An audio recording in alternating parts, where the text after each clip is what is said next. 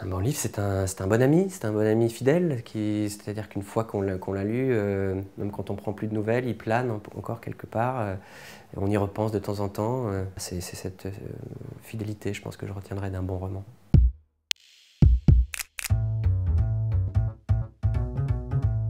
Un auteur comme Tonino Benacquista, par exemple, avec son roman Malavita, c'est clairement un livre dans lequel j'ai puisé l'inspiration pour écrire ma chanson Repenti.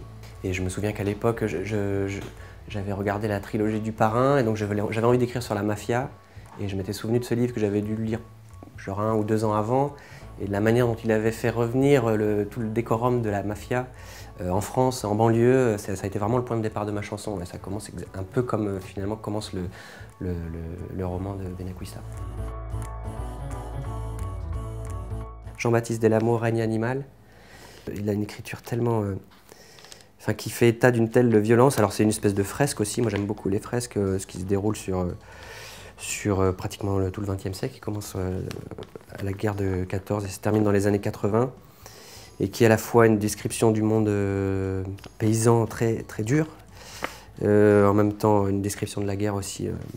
Et alors il sait faire état de cette violence-là d'une telle force que j'ai été vraiment scotché. C'est plutôt un livre qui rend mal à l'aise, mais en même temps qui m'a fasciné.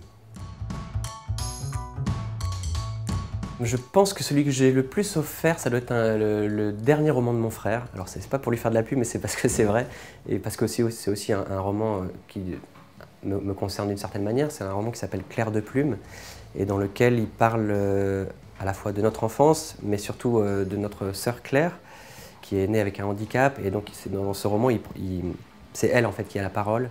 J'aime l'offrir parce que c'est évidemment une porte ouverte sur ce qui m'est le plus intime, aussi par admiration pour l'écriture de mon frère, mais aussi parce que ça touche à quelque chose qui est dans notre histoire, l'histoire de notre famille. C'est un roman sur la différence, sur l'acceptation pas tendre avec le handicap, sur un peu la réaction de ma maman, par exemple, lorsque ma sœur à l'école a été, c'est le moins qu'on puisse dire, pas forcément bien accueillie. Voilà, ce genre de souvenirs qui ont été des souvenirs marquants pour nous.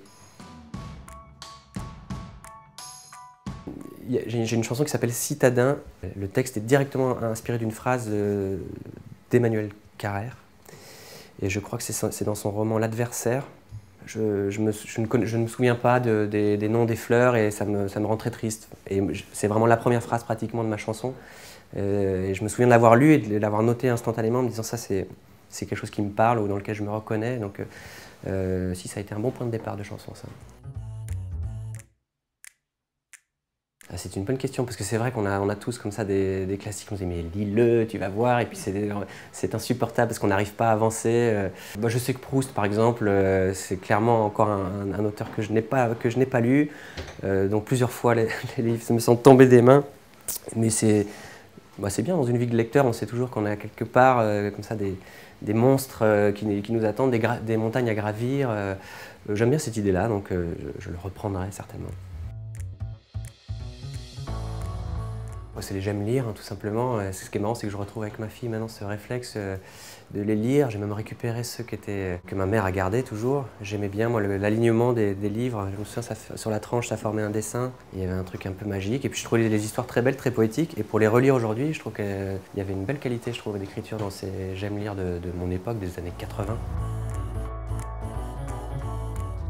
Peut-être plus adolescent, j'ai ce souvenir-là, des moments où on découvre voilà, une littérature un peu enflammée. Je me souviens de Belle du Seigneur que j'ai dû offrir, ou en tout cas conseiller à une amie dans la cour du collège. Voilà, c'est des attentions qui en général fonctionnent bien, qui ont le mérite de mettre des jolis mots alors qu'on ne sait pas encore peut-être les prononcer. Donc adolescent, ça marche bien d'offrir des livres.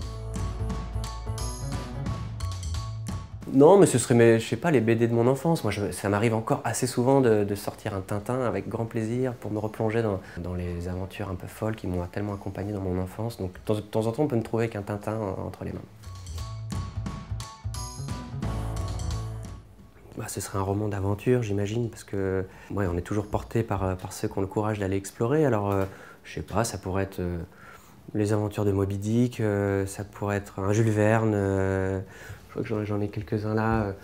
Ça, c'est vraiment le genre de page qu'il est toujours plaisant de retourner pour revivre des aventures folles. Ouais.